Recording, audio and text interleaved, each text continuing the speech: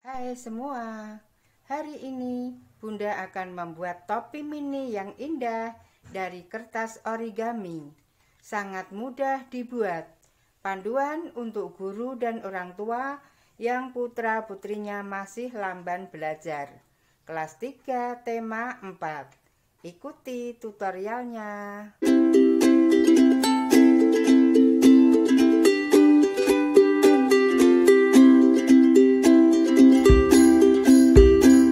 Alat dan bahannya, kita hanya membutuhkan 1 lembar kertas origami ukuran 20 cm x 20 cm bolak-balik.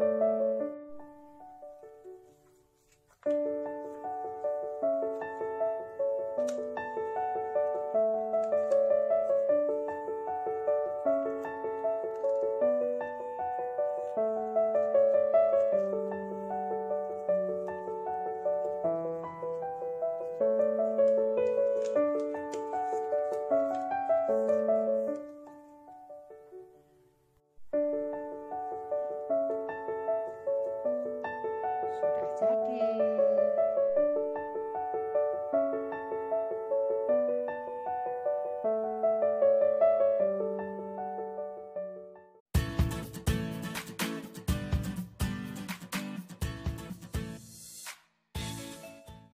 Selesai.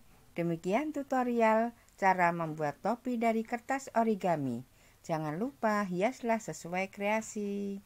Penilaiannya terampil melipat, kerapian, proses, dan kreativitas.